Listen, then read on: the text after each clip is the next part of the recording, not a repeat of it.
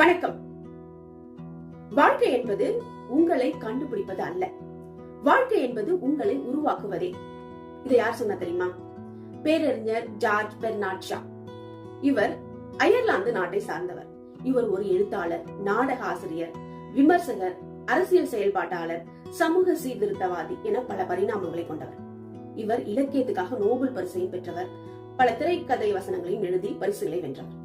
இவருடைய முதுமை காலத்துல நடந்த ஒரு சுவாரஸ்யமான நிகழ்வை இன்னைக்கு உங்க கூட பகிர்ந்துக்கலான்னு இருக்கேன். ஜார்ஜ் பெர்னார்ட் ஷா தன்னுடைய முதுமை காலத்துல இருக்கும்பொழுது ஒரு நாள் அவருக்கு பயங்கரமான நெஞ்சுவலி. உடனே தொலைபேசியில தனது மருத்துவரை அழைக்கிறார் வீட்டுக்கு வரும்படி. உடனே மருத்துவர் சொல்றார், இங்க கிளினிக்ல நிறைய நோயாளிகள் எனக்காக காத்துட்டு இருக்காங்க, நான் எப்படி வீட்டுக்கு வர முடியும், ஏன் நீ மருத்துவமனைக்கு வர முடியாதா அப்படின்னு கேக்குறார். உடனே பெர்னார்ட் ஷா சொல்றார், என்னால் நடக்கவே முடியல, ஒரு காஃபி கூட போட்டு குடிக்க முடியல, நிக்கவே முடியல, நான் என்ன பண்ண முடியும் அப்படிங்கிறார். உடனே மருத்துவர் வீட்டுக்கு வராரு அவரை பாக்கிறதுக்கு. அவர் மாடியில இருக்கிறார். அவர் படியேறி மாடிக்கு போறதுக்குள்ள மூச்சு வாங்குது, அப்படியே நெஞ்சு பிடிச்சுக்கிட்டு ஒரு சேர்ல போய் உட்காந்துறாரு. அதை பார்த்த பெர்னார்ட் ஷா ஓடி வந்து என்ன ஆச்சுன்னு கேட்டு, உடனே இரு ஒரு காஃபி போட்டு வரேன்னு சொல்லி ஒரு காஃபியை போட்டு வந்து கொடுக்குறாரு. இதை குடின்னு டாக்டர் குடிச்சிட்டு காஃபி நல்லா இருக்குன்னு சொல்றாரு.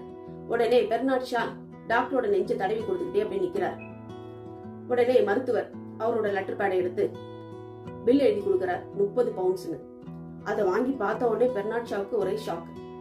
எனக்கு வைத்தியம் பார்க்க நீங்க வந்தீங்க, ஆனா உங்களுக்கு நான் பணிவிடை பண்ணிட்டு இருக்கேன், எனக்கு பில் எழுதி கொடுக்குறீங்களே அப்படின்னு கேக்குறாரு. உடனே மருத்துவர் சொல்றார், உனக்கு பார்த்த மருத்துவத்துக்கு தான் நான் பில் எழுதி தரேன் அப்படின்றார். எனக்கு என்ன மருத்துவம் பாத்தீங்கன்னு கேக்குறார்.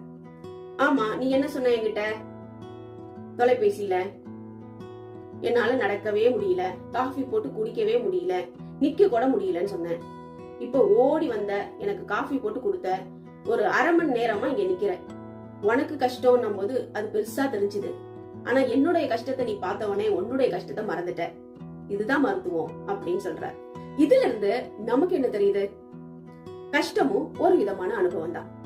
நமக்கு ஒரு கஷ்டம்னா அது பெருசா தெரியுது இல்லையா? அதுவே அடுத்தவங்க கஷ்டங்களை பார்க்கும்பொழுதுதான் நம்ம கஷ்டம் எவ்வளவு சின்னது அப்படின்னு தெரிய வரும். சில நேரங்கள்ல அது ஒரு கஷ்டமே இல்லைன்றதும் புரிய வரும்.